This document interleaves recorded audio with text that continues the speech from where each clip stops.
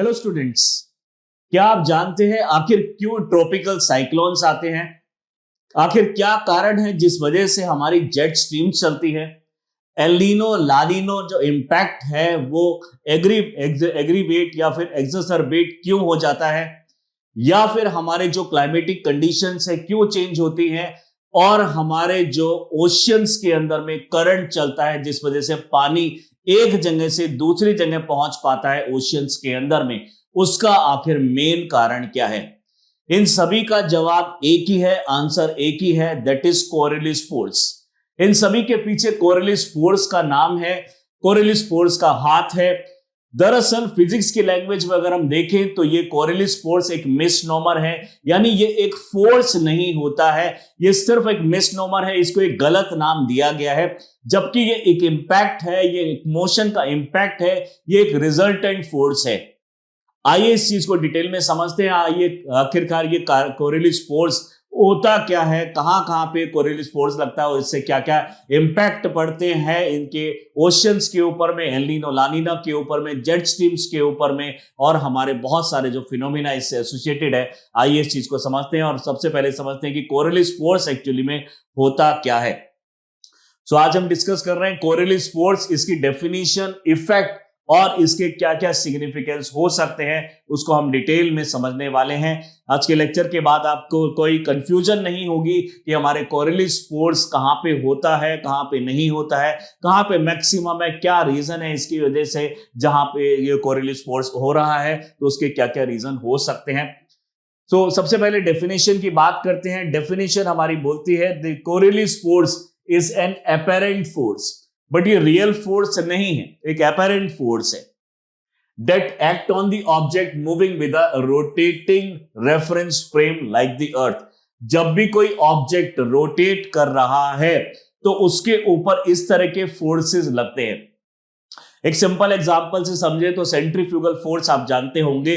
जब भी आप किसी कर्व्ड पार्ट पे या फिर बाइक या फिर आप स्कूटर या फिर आप कोई साइकिल या फिर कोई कार को जब आप टर्न लेते हैं, मान लीजिए हमारे पास कोई सर्कल है, आप इस तरीके से टर्न लेके इस तरफ जाना चाहते हैं तो आपके ऊपर एक बाहर की तरफ एक फोर्स लगता है जिसको हम बोलते हैं सेंट्रीफ्यूगल फोर्स। बट ये एक्चुअली एक फोर्स है, बट कुछ कुछ इसी तरीके से होता है हमारा कोरियलिस फोर्स, बट वो एक फोर्स की कैटेगरी के अंदर में नहीं लिया जाता है। जब भी कोई ऑब्जेक्ट टर्न करता है, रोटेट करता है, तब हमें ये फोर्स जो है, मिसनॉमर जो है, वो हमें एक्सपीरियंस होता है। तो it is deflect the path of the moving object. कोई अगर ऑब्जेक्ट मूव कर रहा है इस मूविंग अर्थ के ऊपर, यानी अर्थ एक रोटेट कर रही है, हमारी वेस्ट टू ईस्ट इसकी डायरेक्शन है मूव करने की, और जो वेस्ट टू ईस्ट मोशन हो रहा है इस पे अगर कोई अर्थ पे कोई भी ऑब्जेक्ट, कोई गैस, कोई एयर, कोई लिक्विड अगर मूव करता है एक जगह से दूसरी जगह, तो उसके ऊपर में एक फोर्स उसको एक्सपीरियंस होता है, उसी को हम बोलते हैं यहाँ पे कोरियलिस फोर्स। अगर हम फिक्शन की बात करें तो यहां पे एक तरीके से ये फिक्टिशियस है, यानी एग्जैक्टली ये फोर्स नहीं कहा जा सकता, या फिर इसको बोल सकते हैं एक अपैरेंट फोर्स है जो कि अराइज होता है because of the reference frame जो कि रोटेट कर रहा है, और ये एक एक्चुअल फोर्स की कैटेगरी के अंदर में नहीं आता। It is not an actual physical force but a result of the rotation. सिर्फ रोटेशन का एक रिजल्ट इसको बोला जा सकता है। फॉर्मूला की अगर हम बात करेंगे तो इसको हम बोल रहे हैं यहाँ पे जो कोरियलिस फोर्स है is equal to the 2 times the mass of the object. जिस मास, जो एयर है, जो लिक्विड है, जो मूव कर रहा है अर्थ के ऊपर में, v वेलोसिटी, किस वेलोसिटी से मूव कर रहा है। थर्ड है हमारे पास एंगुलर वेलोसिटी से इसको मल्टीप्लाई करें, और तीसरी चीज है हमारे पास साइन थीटा, साइन एंगल, और जो एंगल है यहां पे रिप्रेजेंट कर रहा है लैटिट्यूड।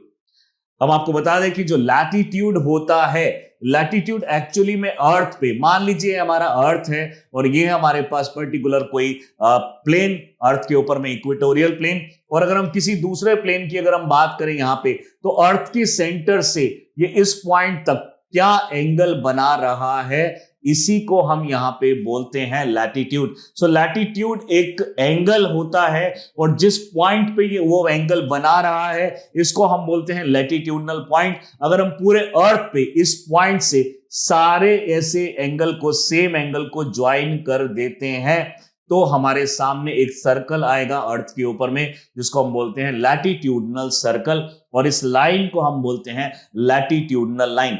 सो ध्यान रखिएगा कि लैटिट्यूड जो होता है वो एक एंगल का नाम है, एंगल को हम बोलते हैं, यहाँ पे जो थीटा है, यहाँ पे जो अल्फा है, या फिर कोई भी किसी भी तरीके से इसको रिप्रेजेंट कर सकते हैं, बट ये एक एंगल होगा जो कि साइन के साथ लगेगा।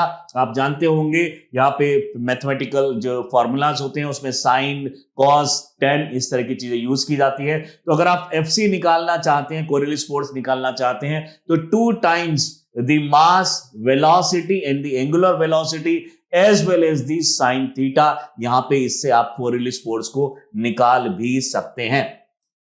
या अगर हम इस वीडियो में देख पा रहे हैं कि जो ऑब्जेक्ट है, आप अगर सीधा ए पर्सन इस पर्सन को सेंड करना चाहता है तो, लेकिन ये आप देख पाएंगे कि ये टर्न ले जाता है, यानी ये इसको देना चाहता है लेकिन ये येलो वाले पर्सन तक ये पहुंच जाता है। तो ये जो मोशन हो रहा है, टर्निंग मोशन हो रहा है, इसी को हम बोल रहे हैं कोरिलेस फोर्स। रियलिटी में ये ऑब्जेक्ट जो है बिल्कुल सीधा चल रहा है, लेकिन हम इसको ठीक से एक्सपीरियंस नहीं कर पाते हैं। हमें एक ऐसा लगता है कि उसके ऊपर में एक फोर्स लग रहा है, सेंट्रीफ्यूगल या फिर कोरिलेस फोर्स लग रहा है। कोरिलेस फोर्स एक्चुअली में यहां पे नहीं लग रहा, ऑब्जेक्ट सीधा चल रहा है। ऑब्जेक्ट जिसके ऊपर ये चल रहा है वो एक्चुअली में रोटेट कर रहा है, जिस वजह से हमें ऐसा प्रतीत हो रहा है कि ये सीधा इसको थ्रो करना चाहता है, बट वो जाता है किसी और पर्सन के पास में। So this impact of the force is known as the Coriolis force. आइए इस चीज को और डिटेल में समझने की कोशिश करते हैं। सबसे पहले समझते हैं कि लैटिट्यूड पे हमारा लैटिट्यूड्स क्या होते हैं। आप जानते होंगे कि हमारे अर्थ के ऊपर में एक सबसे बड़ा लैटिट्यूडनल लाइन है, that is the equator line. हमारे 0 डिग्री, 90 डिग्री ऊपर और 90 डिग्री नीचे, तो टोटल हमारे पास 181 लैटिट्यूड्स होते हैं। और अगर हम लैटिट्यूडनल सर्कल की बात करेंगे तो इसमें से 2 माइनस कर दीजिएगा, क्योंकि जो डॉट है यहाँ पे साउथ पोल पे और नॉर्थ पोल पे, ये एक डॉट है, लैटिट्यूडनल सर्कल नहीं है। तो हमारे टोटल लैटिट्यूडनल सर्कल हो जाएंगे 181 माइनस 2, दैट इज 179। वहीं पे अगर लैटिट्यूडनल लाइन भी अगर आपसे पूछा जाए तो आप 179 ही बोलेंगे। लेकिन अगर टोटल नंबर ऑफ लैटिट्यूड्स आपसे पूछा जाता है तो आप यहां पे लिखेंगे 181। सो डायरेक्शन ऑफ डिफ्लेक्शन की अगर हम बात करें इन द नॉर्दर्न हेमिस्फीयर, जब कोरिलेस फोर्स किसी ऑब्जेक्ट के ऊपर में लगता है, उदाहरण के तौर पे हवा या पानी के ऊपर जो इंपैक्ट होता है, तो ये नॉर्दर्न हेमिस्फीयर में उसके राइट वर्ड ऑब्जेक्ट को मूव करा देता है। वहीं पे सदर्न हेमिस्फीयर में ये लेफ्ट वर्ड मूव करता है, यानी नॉर्दर्न हेमिस्फीयर में पानी या एयर मूव करेगी तो वो उसे ऐसा लगेगा कि वो अपने राइट जा रही है, और वहीं पे सदर्न हेमिस्फीयर में कोई अगर ऑब्जेक्ट मूव करता है तो उसे ऐसा लगेगा कि अपने लेफ्ट जा रहा है। मान लीजिए कि कोई ऑब्जेक्ट इस डायरेक्शन में मूव कर रहा है, तो इसमें सदर्न हेमिस्फीयर में लेफ्टवर्ड एक अपरेंट फोर्स यहाँ पे एक मिसनॉमर दिखाई देगा, और अगर वो राइट में यानी नॉर्दर्न हेमिस्फीयर में मूव कर रहा है तो उसके ऊपर एक राइटवर्ड डायरेक्शन में एक फोर्स यहाँ पे दिखाई देगा। इसी फोर्स को हम यहाँ पे बोल रहे हैं कोरिलेस फोर्स। बट ये कोरिलेस फोर्स आखिर होता क्यों है, आइए इस चीज को समझने की कोशिश करते हैं। मान लीजिए हमारा इक्वेटर है, इक्वेटर का अगर हम टोटल सर्कल बना दें, यानी इक्वेटोरियल प्लेन का पूरा सरकमफेरेंस अगर हम कंसीडर करें, तो ये होता है लगभग 40,075 किलोमीटर, 40,075 किलोमीटर का पूरा एक ये रेडियस है। ये पूरा का पूरा जो डायमीटर है, जो पूरा का पूरा सरकमफेरेंस है, ये 24 घंटे में इतना डिस्टेंस ट्रेवल करता है। वहीं पे अगर हम इस 30 डिग्री पे कंसीडर कर लें और कोई पॉइंट पे यहां पे कंसीडर करें कि कितने पॉइंट पे वापस मुड़ के वापस से सेम पॉइंट पे आ जाता है, तो ये भी हमारा 24 घंटे में ही होगा। और अगर हम यहां पे कंसीडर कर लेते हैं तो ये भी हमारा 24 घंटे में ही होगा। ये तीनों हमारे 24 आवर में, एक दिन के अंदर में पूरे सेम पॉइंट पे पहुंचते हैं। लेकिन अगर आप गौर कर पा रहे हैं, यहां पे लगभग 40,000 किलोमीटर डिस्टेंस है, यहां पे लगभग हमारा 22,000 किलोमीटर डिस्टेंस है, और यहां पे लगभग हमारा 13,000 किलोमीटर डिफरेंस है, यानी 13,500 के आसपास में ये जो डिफरेंस है, ये जो हमारा डिस्टेंस अलग अलग ट्रेवल कर रहा है 24 घंटे में, इसका मतलब साफ है कि इक्वेटर में ज्यादा डिस्टेंस 24 घंटे में ट्रेवल कर रहा है, इसका मतलब ज्यादा फास्ट स्पीड है। तो इक्वेटर पे हमारा जो अर्थ है लगभग 1650 किलोमीटर पर आवर की स्पीड यहां पे रखता है। जैसे जैसे आप ऊपर की तरफ जाएंगे तो अर्थ के ऊपर में ऐसे जो एंगल की तरह से ये मूव कर रहा है तो उसकी स्पीड धीरे धीरे कम होती चली जाएगी। और एग्जैक्टली आप पोल पे अगर आप देखेंगे तो वो एक पूरा टर्न एक अपने एक्सिस में इस तरीके से घूम रहा है 24 घंटे के अंदर। तो आप इमेजिन कर सकते हैं कितना स्लो स्पीड होगा यहां पे कि 24 घंटे के अंदर में जस्ट वो अपने, यानी आप अगर ऐसे खड़े और इस तरीके से अगर टर्न करने की कोशिश कर रहे हैं और वापस से मैं आपके सामने देखने लग जाऊं और इस तरीके से अगर मैं टर्न करूं तो ये पूरा का पूरा 24 घंटे में अगर मैं करूंगा डेफिनेटली मेरी स्पीड बहुत ज्यादा कम होगी, मिनिमम स्पीड होगी। तो ये इतना आप समझ चुके हैं कि अगर हम इक्वेटर पे हैं तो हमारी जो स्पीड है वो फास्ट है। जैसे जैसे लैटिट्यूड्स में हम ऊपर की तरफ जाते जाएंगे हमारी जो स्पीड है वो कम होती चली जाएगी। अब इसी पर्टिकुलर चीज को आप समझने की कोशिश कीजिए टॉप व्यू से। मान लीजिए हम कि ऊपर की तरफ से यहां पे इसको नीचे के यहां ऐसे देख रहे हैं तो ये हमारा प्रोजेक्शन होगा। ये हमारा टॉप दिखाई देगा नॉर्थ पोल, ये हमारा 75 डिग्री, ये 60, 45, 30, 15 इस तरीके से और 0 डिग्री। इक्वेटर सबसे बड़ा यानी इक्वेटर दिखाई देगा पहले, फिर ये दिखाई देगा, फिर उसके अंदर ये दिखाई देगा। ऊपर से अगर हम देखेंगे तो हमें इस तरह का व्यू यहां पे दिखाई देगा। मैं यहां पे एक रैंडम वैल्यू डाल के आपको समझाने की कोशिश करता हूं। मान लीजिए जो सबसे बाहर वाला जो सर्कल है ये 24 घंटे में ट्रेवल कर रहा है। यहां पे जो 30 वाला जो सर्कल है ये भी 24 घंटे में ट्रेवल कर रहा है एक पूरा डिस्टेंस, यानी यहां से लेकर ये पूरा घूम के इसी पॉइंट पे 24 घंटे में आ जाता है। 45 का अगर हम देखेंगे तो वो भी 24 है। 60 का अगर देखेंगे वो भी 24 आ आएगा। 75 देखेंगे तो वो भी 24 आएगा। लेकिन आप देख पा रहे हैं सबने डिस्टेंस अलग अलग ट्रेवल किया है। इस वजह से हम क्लियरली यहां पे बता सकते हैं कि हमारा जो स्पीड है आउटर वाले में, इस वाले में हमारा मैक्सिमम स्पीड होगा और जैसे जैसे हम अंदर की तरफ जाएंगे तो लेस स्पीड होगा। इन बाकी जो हमारे लैटिट्यूड्स हैं उसके अंदर में हमें लेस स्पीड देखने को मिलेगी। आई होप इतना आप लोगों को समझ में आया होगा। यानी अगर हम यहां पे देख पा रहे हैं तो जैसे जैसे हम लैटिट्यूड में कम होते जा रहे हैं, लैटिट्यूड हमारे बढ़ते चले जा रहे हैं, हमारी जो स्पीड है रोटेशन वाली जो स्पीड है वो कम होती जा रही है, लेकिन टोटल टाइम पीरियड हमारा वही रहेगा 24 घंटे। अब आप इमेजिन करने की कोशिश कीजिए कि हम इस वाले पर्टिकुलर पॉइंट से मूव करना चाहते हैं टुवर्ड्स दिस पर्टिकुलर इक्वेटर, यहां से मूव करना चाहते हैं इस पर्टिकुलर इक्वेटर की तरफ में। तो अगर हम इक्वेटर की तरफ मूव कर रहे हैं,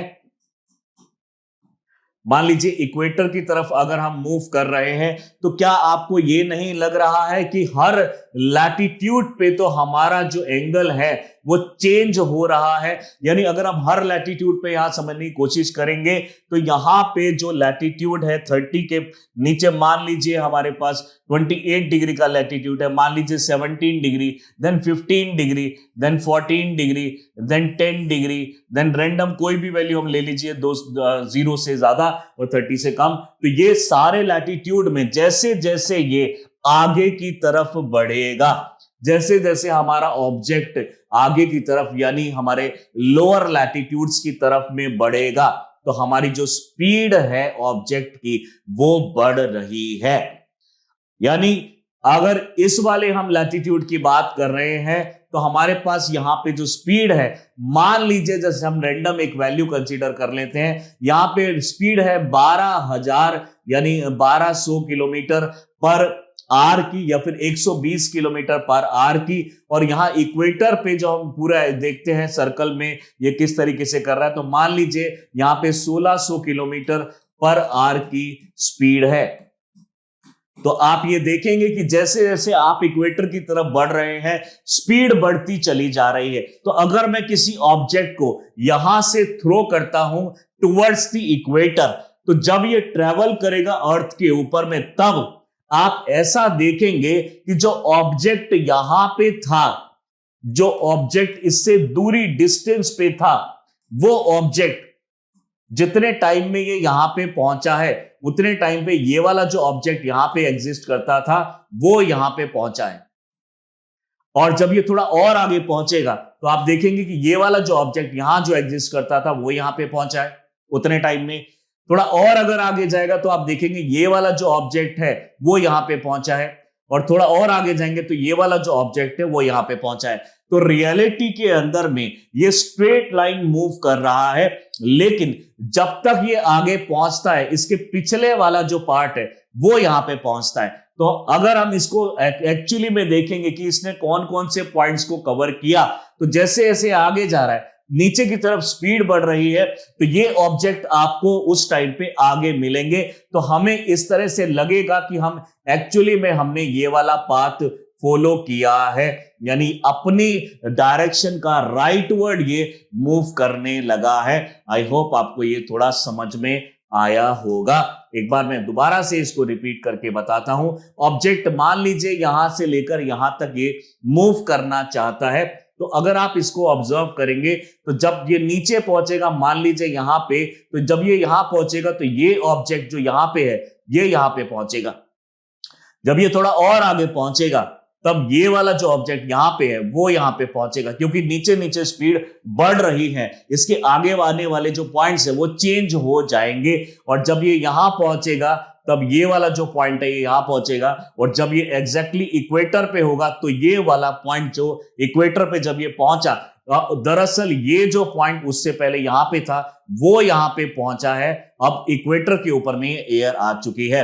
तो रियलिटी में हम अगर पॉइंट्स देख रहे हैं तो ये वाला जो पार्ट है हम ये मान सकते हैं कि डायरेक्शन के अपने राइट वर्ड ये मूव करने लग जाता है। वहीं पे अगर हम नीचे की तरफ से ऊपर देखें, यानी सदर्न हेमिस्फीयर में लो स्पीड से अगर हम हाई स्पीड की तरफ में बढ़े, तो यहां पे जब मान लीजिए कि हम ऐसे जाना चाहते हैं, तो जब हम ऐसे जाने की कोशिश करेंगे तो आपको पता है स्पीड हमारी बढ़ रही है। तो जैसे यहां पे जाएंगे तो ये वाला जो पॉइंट है, यहां पे जो पॉइंट है वो यहां पे मिलेगा, ये वाला जो पॉइंट है वो यहां पे मिलेगा, ये वाला जो पॉइंट है वो यहां पे मिलेगा। यानी जब तक ये आगे बढ़ेगा तब तक पीछे वाला ये वाला पॉइंट यहां पे पहुंच चुका होगा, और जब ये यहां पहुंचेगा तो ये वाला जो पॉइंट है यहां पे पहुंच चुका होगा। तो एक्चुअली में किन किन पॉइंट्स पे इसने ट्रेवल किया, किन किन पॉइंट्स पे ट्रेवल किया, दरअसल इसने ये वाले पॉइंट्स के ऊपर में यहां पे ट्रेवल किया है। तो this is the direction in the southern hemisphere. इसीलिए बोला जाता है कि सदर्न हेमिस्फीयर में अपने डायरेक्शन के लेफ्टवर्ड मूव करता है कोई ऑब्जेक्ट, और अगर हम नॉर्दर्न हेमिस्फीयर देखें तो अपने डायरेक्शन का राइटवर्ड मूव करता है वो पर्टिकुलर ऑब्जेक्ट। बट यानी ये अगर ये डायरेक्शन है तो इसका ये वाला पर्टिकुलर राइट होगा, और अगर ये डायरेक्शन है तो इसका ये पर्टिकुलर लेफ्ट होगा। तो सदर्न हेमिस्फीयर में लेफ्टवर्ड, नॉर्दर्न हेमिस्फीयर में राइटवर्ड, इस तरीके से मोशन आपको यहाँ पे दिखाई देगा। आई होप ये बहुत ही इजी एक्सप्लेनेशन था, इससे आप इजीली समझ सकते हैं कि क्यों ऑब्जेक्ट यहाँ पे मूव कर रहे हैं। यहां पे अगर हम आप देखना चाहें both this is our equator. Equator से जैसे हम ऊपर की तरफ जाने की कोशिश करेंगे तो यहां पे ये अगर इक्वेटर से जाने की कोशिश करेंगे तो क्या होगा, यानी हम जैसे जैसे आगे जा रहे हैं तो स्पीड जो है हमारी कम होती जा रही है। अगर स्पीड कम होती जा रही है इसका मतलब ये है कि जैसे जैसे हम यहां पे पहुंच रहे हैं तो हमारा जो ऑब्जेक्ट है वो जो यहां पे ऑब्जेक्ट है वो उस टाइम पे यहां पे होगा, जो यहां पे ऑब्जेक्ट है जब ये आगे बढ़ रहा है वो उस टाइम पे यहां पे था, जो यहां पे ऑब्जेक्ट है वो उस टाइम पे यहां पे होगा, और जो यहां पे ऑब्जेक्ट है वो उस टाइम पे इस वाली पर्टिकुलर लाइन पे होगा। तो हमें ऐसा लगेगा कि हम एक्चुअली में स्ट्रेट जा रहे हैं, लेकिन जो पॉइंट आगे जा चुका है वो पहले यहां पे एग्जिस्ट करता था, जिसकी वजह से हमें लगेगा कि हम ये वाले पॉइंट्स पे इस तरीके से राइटवर्ड ऐसे मूव कर रहे हैं। आई होप ये आपको क्लियर होगा कॉन्सेप्ट। हम मेनली यानी कोरिलेटिव फोर्स जो होता है स्पीड के डिफरेंस की वजह से जनरेट होता है। So on the equator there is no Coriolis force, equator पे कोरियलिस फोर्स हमें जीरो मिलेगा, और जैसे जैसे हम इक्वेटर से दूर जाते चले जाएंगे तो हमारा जो डिफरेंस है वो बढ़ता चला जाएगा, स्पीड का डिफरेंस बढ़ता चला जाएगा। यानी अगर कोई ऑब्जेक्ट यहां से इक्वेटर की तरफ में मूव करना चाहता है तो उसको यहीं पे वो इक्वेटर की तरफ में अगर मूव करना चाहता है तो वहीं पे अपने वो राइटवर्ड मूव कर जाएगा, क्योंकि कोरियलिस फोर्स पोल्स के ऊपर में सबसे ज्यादा होगा। और इक्वेटर में, क्योंकि इक्वेटर के पास में अगर आप यहां से लेकर यहां तक ट्रेवल करेंगे तो स्पीड में ज्यादा डिफरेंस नहीं है, इस वजह से आपको ऐसा लगेगा, स्पेशली जब 5 डिग्री नॉर्थ से, 5 डिग्री नॉर्थ से या फिर 5 डिग्री साउथ से जीरो की तरफ अगर हम बढ़ेंगे तो स्पीड में ज्यादा डिफरेंस नहीं दिखेगा, इस वजह से आपको प्रॉपरली कोरियलिस फोर्स का इंपैक्ट यहां पे नहीं दिखेगा।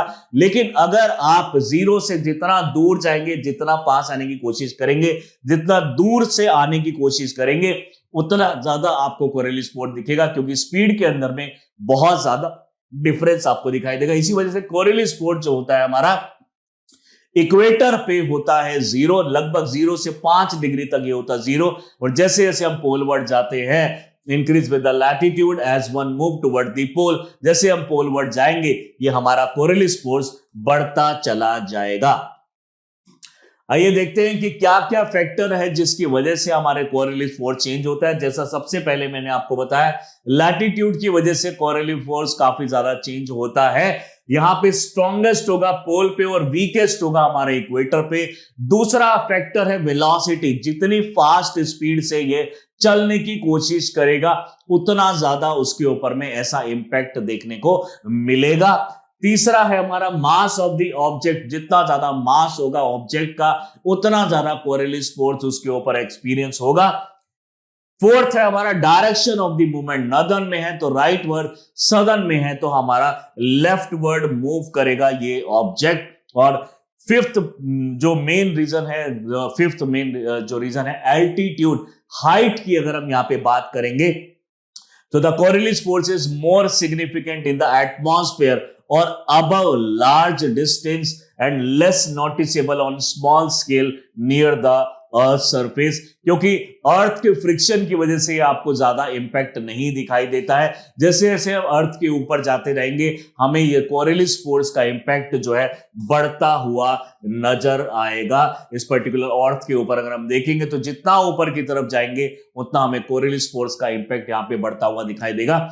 क्या क्या इंपैक्ट पड़ता है कोरियलिस फोर्स का, किन किन चीजों के ऊपर इंपैक्ट पड़ता है? सबसे पहले हमारे जो एटमॉस्फेरिक सर्कुलेशन होता है, जो हमारी प्रेशर बेल्ट चलती है, Hadley cell, Ferrel cell, polar cell, इनके ऊपर डायरेक्टली इसका इंपैक्ट पड़ता है। साइक्लोनिक फॉर्मेशन हमारी इसी वजह से होती है। आइए इसको समझते हैं। साइक्लोन जनरली हम बोलते हैं लो प्रेशर जोन को, जहां भी लो प्रेशर जोन जनरेट होता है उसको हम बोलते हैं cyclone.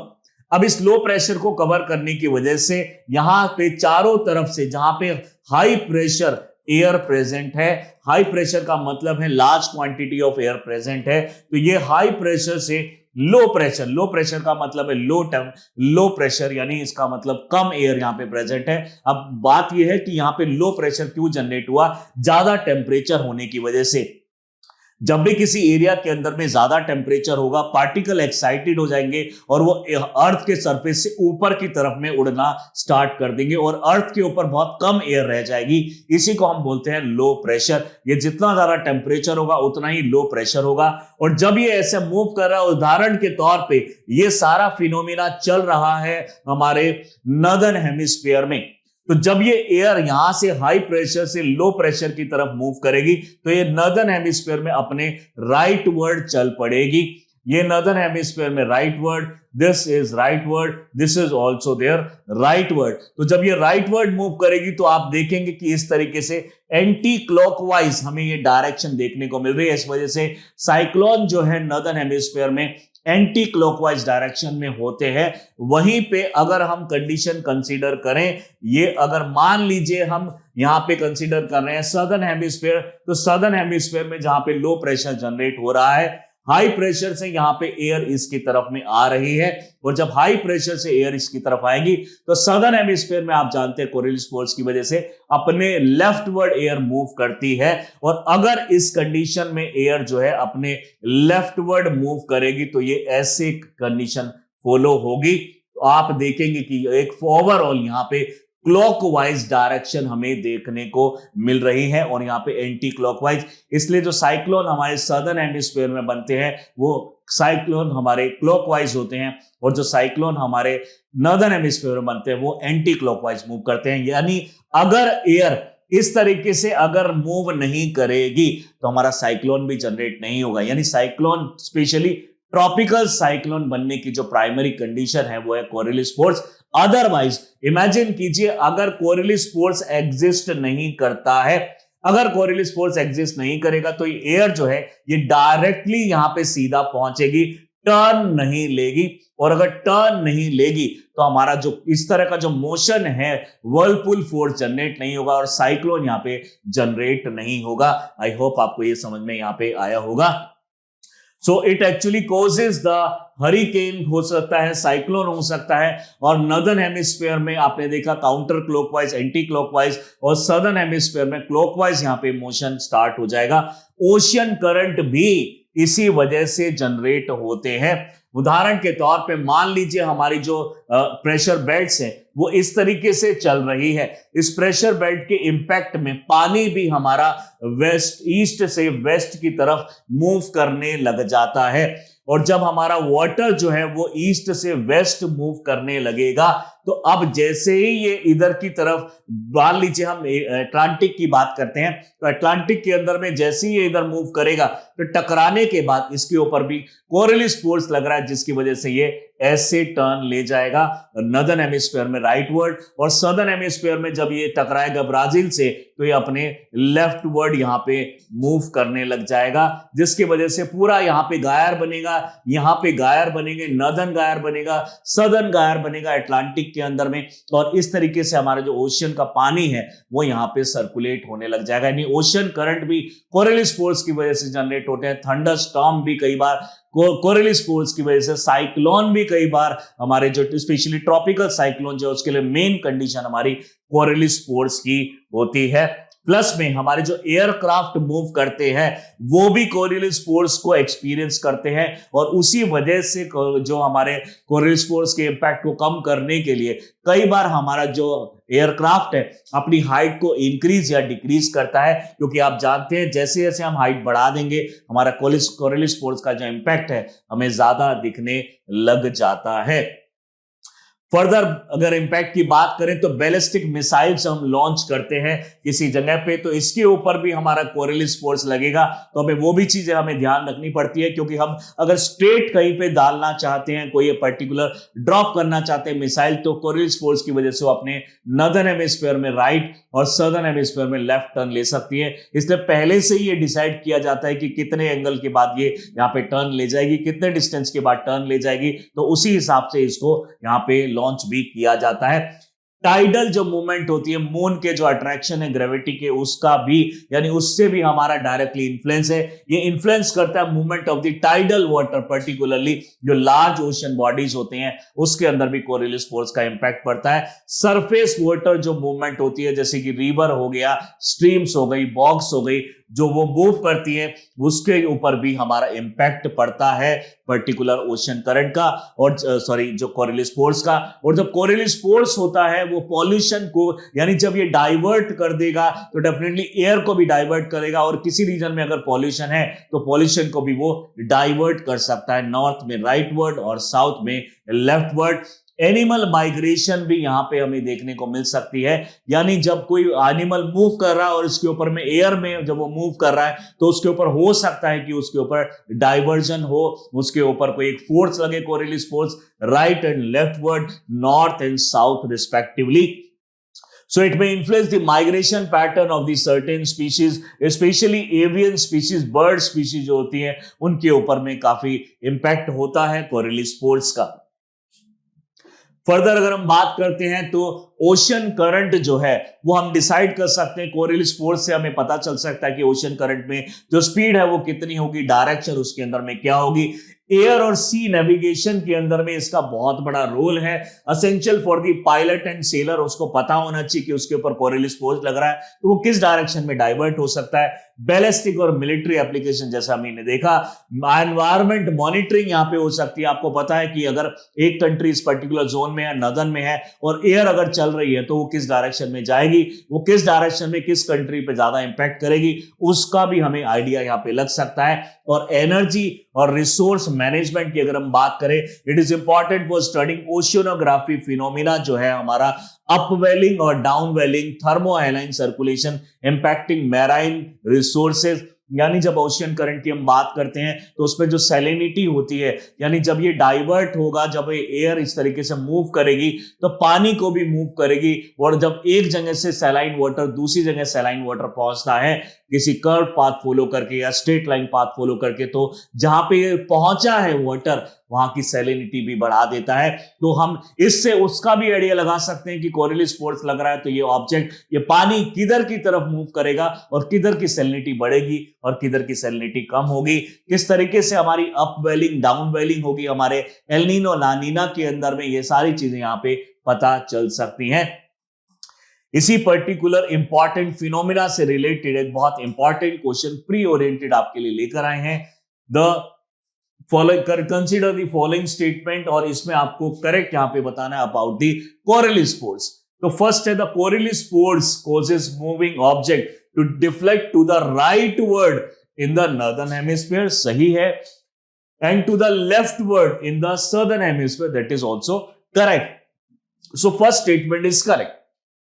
Second, the Coriolis force is strongest at the equator. यहां पे हमारा प्रॉब्लम है, इक्वेटर पे मिनिमम होता है जनरली 0 से लेकर 5 डिग्री तक, क्योंकि अगर 0 के 5 के बीच में अगर कोई एयर चलेगी या वाटर चलेगा तो उसके ऊपर में स्पीड का डिफरेंस ज्यादा ना होने की वजह से उतनी स्पीड से नहीं चलेगा और उसके ऊपर कोरिलेस फोर्स कम एक्सपीरियंस होगा। हमने स्टार्टिंग में ही बताया जितनी ज्यादा वेलोसिटी होगी उतना ज्यादा कोरिलेस फोर्स। अगर आप दोनों बराबर स्पीड पे चल रहे हैं ऑब्जेक्ट और जब एक जगह से दूसरी जगह जाया जा रहा है तो डेफिनेटली कोरिलेस फोर्स ज्यादा इंपैक्ट नहीं पड़ेगा। ऐसा हम सिंपल समझ सकते हैं, दो ट्रेन है बिल्कुल बराबर स्पीड से चल रही है, एक ऑब्जेक्ट एक पर्सन एक पर्टिकुलर ट्रेन से दूसरे ट्रेन के अंदर में कुछ चीज थ्रो करना चाहते हो तो बिल्कुल स्ट्रेट थ्रो कर सकता है, लेकिन अगर इन दोनों की स्पीड में डिफरेंस होगा तो डेफिनेटली यहां पे प्रॉब्लम हो सकती है, कोरिलेस फोर्स यहां पे अप्लाई करना पड़ेगा। तो इक्वेटर के आसपास में जो कंट्री है, अगर हम अर्थ को ठीक से देखते हैं तो यहां पे और यहां पे ये इतना ज्यादा बल्जिंग यानी इतना ज्यादा डिफरेंस इन दोनों में नहीं है, जिसकी वजह से इसकी स्पीड और इसकी स्पीड लगभग सेम होगी और इक्वेटर में स्पीड भी लगभग सेम होगी। तो सेम स्पीड से अगर आप इधर उधर जाएंगे तो वेलोसिटी इंक्रीज नहीं होगी, कोरिलेस फोर्स यहां पे नहीं मिलेगा। सेकंड स्टेटमेंट हमारा रॉन्ग हो जाता है क्योंकि यहां पे वीक बोला गया पोल पे और स्ट्रॉन्ग बोला गया equator, that is wrong statement. Third statement की तरफ बढ़ते हैं, the magnitude of the Coriolis force is directly proportional to the speed of the moving object. जैसा कि मैंने आपको बार बार बताया कि स्पीड पे डायरेक्टली इंपैक्ट करता है और स्पीड डिपेंड करती है कि यहां पे क्या स्पीड है, यहां पे क्या स्पीड है और कितनी स्पीड से ये भाग रहा है, यहां पे क्या प्रेशर है, यहां पे क्या प्रेशर, और जितना ज्यादा प्रेशर डिफरेंस होगा उतनी ज्यादा स्पीड भी होगी और जितनी ज्यादा स्पीड होगी उतना ही ज्यादा कोरिलेस फोर्स भी एक्सपीरियंस होगा। रिसेंटली लास्ट ईयर की 2024 में ही ये क्वेश्चन कोरिलेस फोर्स से हमारे यूपीएससी प्री में ऑलरेडी आ भी चुका है, तो डेफिनेटली आप इसको देख पा रहे हैं। इसका करेक्ट आंसर होगा 1 and 3. So 1 and 3 is the correct answer. B option is actually correct. इस तरह के जो टॉपिक्स होते हैं यूपीएससी में बार बार पूछे जाते हैं और लगभग यानी और दूसरे तीसरे साल में ये रिपीट होते रहते हैं, कई बार ये कॉन्सिक्यूटिव ईयर में भी आ जाते हैं। बहुत इंपॉर्टेंट कॉन्सेप्ट है कोरिलेस फोर्स का, आगे भी आने के पूरे चांसेस है क्योंकि ये कोरिलेस फोर्स का जो इम्पैक्ट है अभी फिलहाल ये न्यूज में चल रहा है। यूएस के अंदर हम देख पा रहे हैं कि वहां पे जो पोलर वॉर्टेक्स है वो वीक हो गया, जिसकी वजह से यूएस के अंदर में 5 डेथ हो गई हैं और कोरिलेस फोर्स उसमें काफी बड़ा रोल प्ले कर रहा है। तो डेफिनेटली क्वेश्चन पूछे जाने के काफी ज्यादा चांसेस बनते हैं। और भी अगर इस तरह के इंफॉर्मेटिव वीडियोस को देखना चाहते हैं तो do subscribe our channel Chahal academy. Thank you.